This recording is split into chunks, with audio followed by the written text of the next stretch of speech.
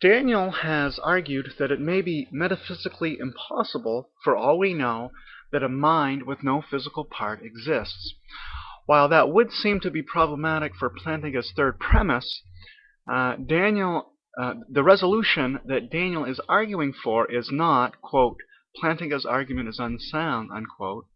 Rather, what Daniel is attempting to establish is that quote, the concept of God is incoherent, unquote.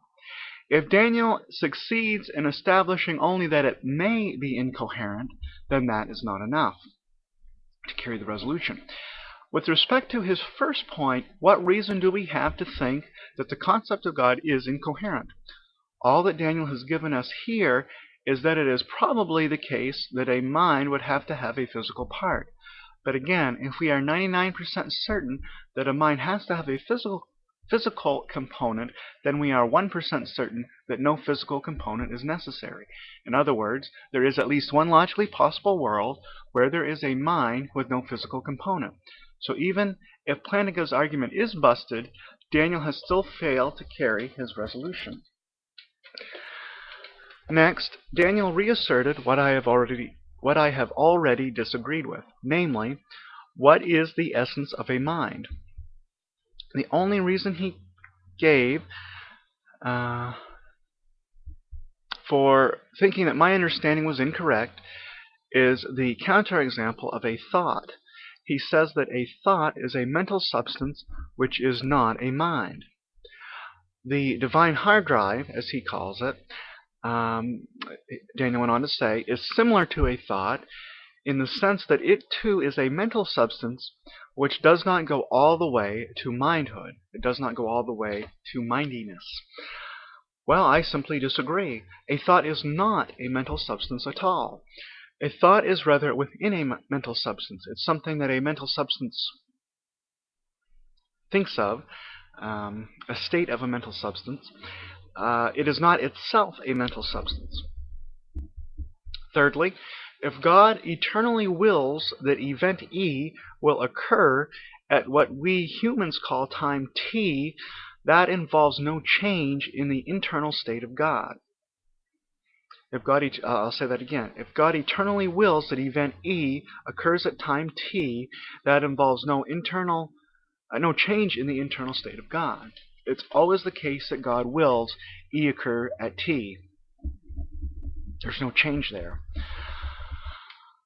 Fourthly, I looked up the definitions of the word mercy and the word justice.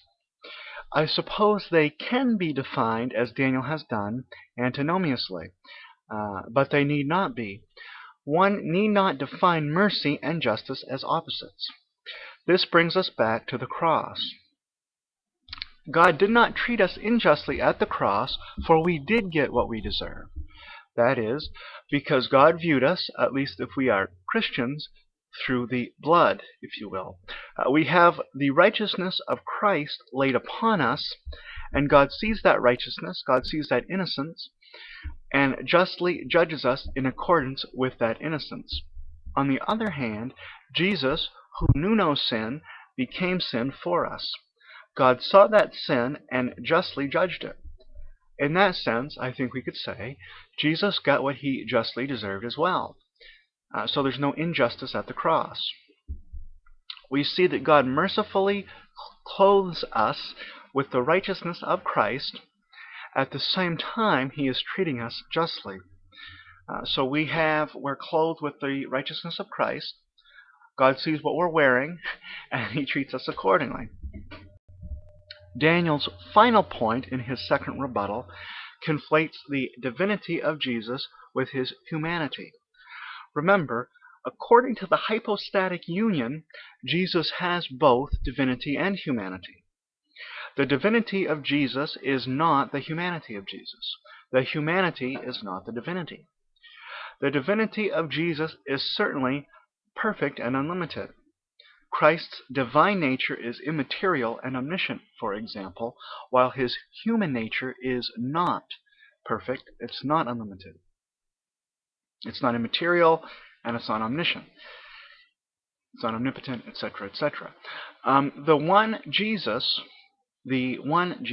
is both human and divine, But this is not a contradiction, it is only a subcontrarity. Now, Daniel did not want to press the issue of divine omnipotence, and I will not press it too much, but I will break out in a rash if I don't say something about it. But the jury should probably disregard what we say about omnipotence because we did not focus on it throughout the course of this debate.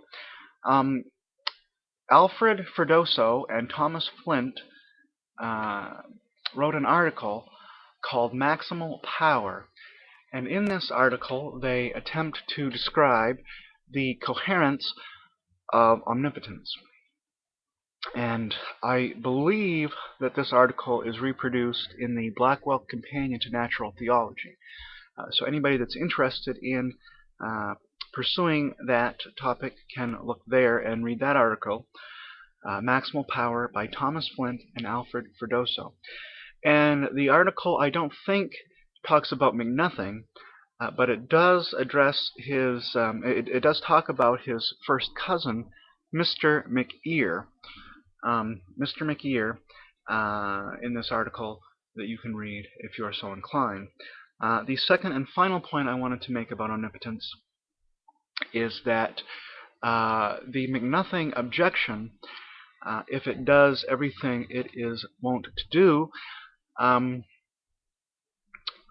think I'm right in saying that it doesn't show that all conceptions of omnipotence are incoherent.